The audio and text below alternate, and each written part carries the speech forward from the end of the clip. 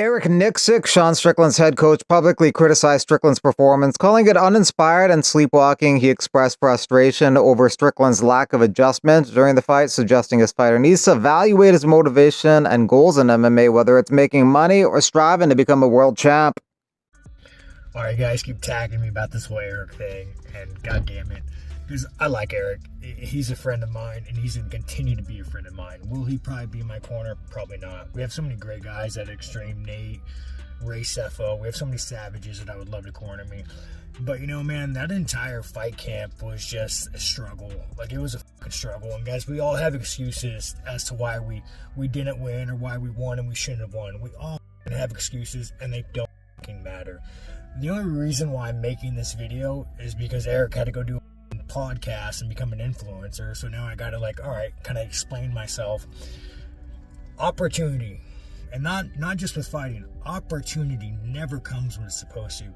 It doesn't matter what the circumstances, what the situation is. You will never wake up and say, no, today is the perfect day for opportunity. It will come at the worst time. It will come at the worst time.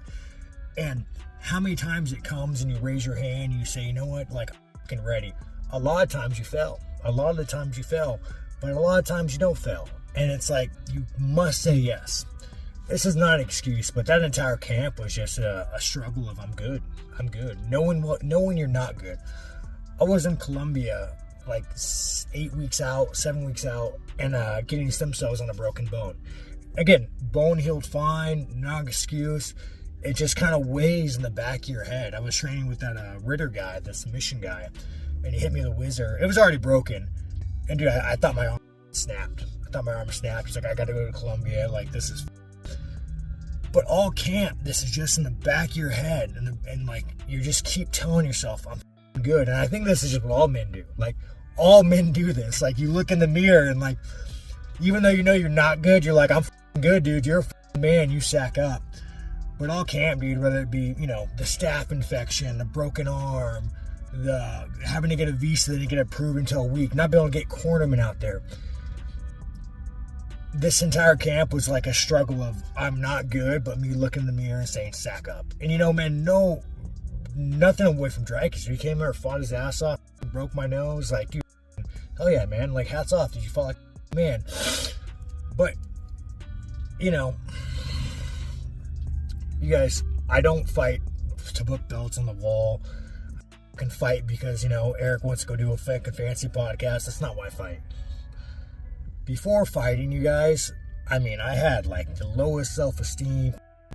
Couldn't even look at myself in the mirror. Like, I didn't even know what like dignity was, you know, when I first started fighting.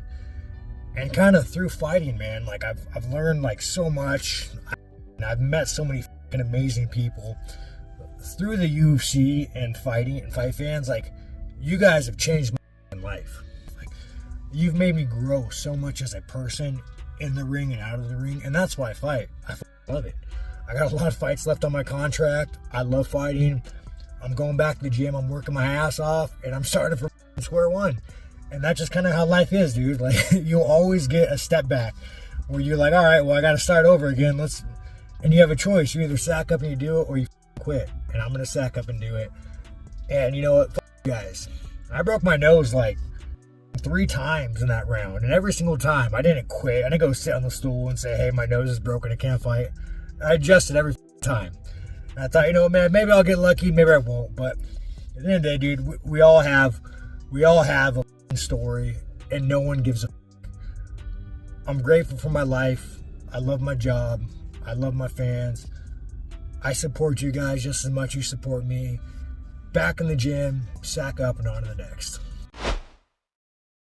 Josh Emmett versus Lerone Murphy is the main event for the April 5th UFC Fight Night card at the UFC Apex. Emmett is 8, Lerone Murphy is number 11. Murphy will be the favorite probably, but Emmett's definitely a very scary fighter, has some crazy knockout power. Yeah, we haven't seen him since that scary knockout of Bryce Mitchell. I guess when you look at that one, you said you prepared to be knocked down in this fight. Is that a similar mindset you would go into that with Josh? I'll come into that fight a lot better. Josh is a scary man, and you can't make them kind of mistakes against them guys, and they're the type of fights I want. I want to be switched on in there. I want to perform. I feel like I performed at 60% in there today, and I can't wait to show me at my best. And we're getting there. We're learning on the job.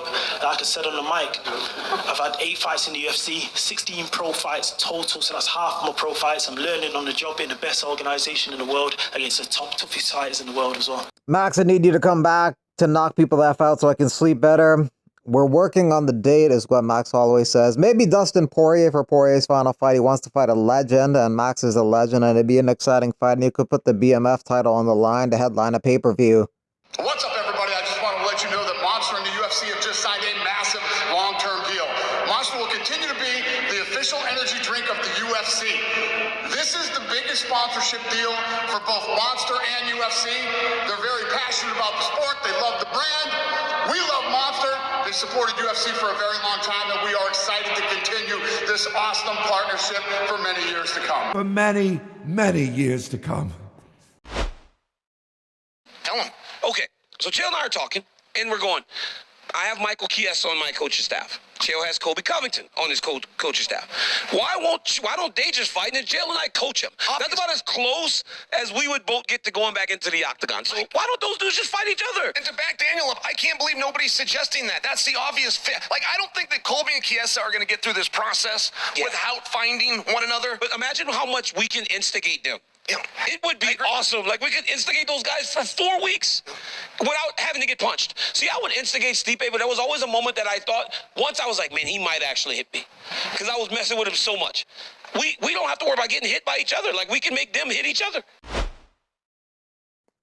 Curtis Blades versus Rizwan Kuniev moves from UFC Seattle to UFC 313. They're supposed to fight in a week and a half on February 22nd, but now they're going to fight on March 8th. UFC Seattle, I was just saying, has more depth than 313, so they moved this over to 313, which kind of makes sense. Co-main event is Gaethje versus Hooker. Pereira versus Ankalaev headlines the show. This is the official poster that they just released.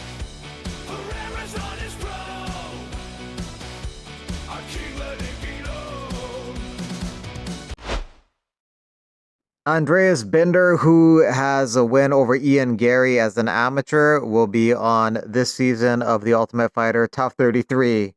Conor going 5 rounds with his Demons Daily. Prates versus MVP would be interesting. They were offering Prates some pretty high-ranked guys like Jack Della Maddalena and Shavkat Rakhmonov, who are number 2 and 4 in the division. Where you talk from? I talk from London, England. Oh, okay, good. Nice. Nice, very nice. The Queen. Save the Queen. She's dead, Paolo. I need a shovel. Yeah. She's dead. She's dead now, Paolo. The king. He's the king. No. You're a bit late to the news, Paula. Really? Yeah, She died, bro. Yes. Why? How? I don't know. She went fishing with Bryce, I think, and he pushed her overboard. Man, she looks so good. What? Yeah. Nah, the Queen, she's gone, Paolo. She's gone. When did it happen? I don't even know when it happened. Guru, when did it happen? About 2 years ago. Fuck. Yeah. Did it really? I didn't know you loved the Queen. Was immortal. I thought she was immortal. Yes, she is a vampire. Whoa, baby. Whoa, so strong woman. Oh my god. my heart is broken right now. Are you two done training today? No more training? I just so you hang out over here and you just bring me this very sad news about the Queen.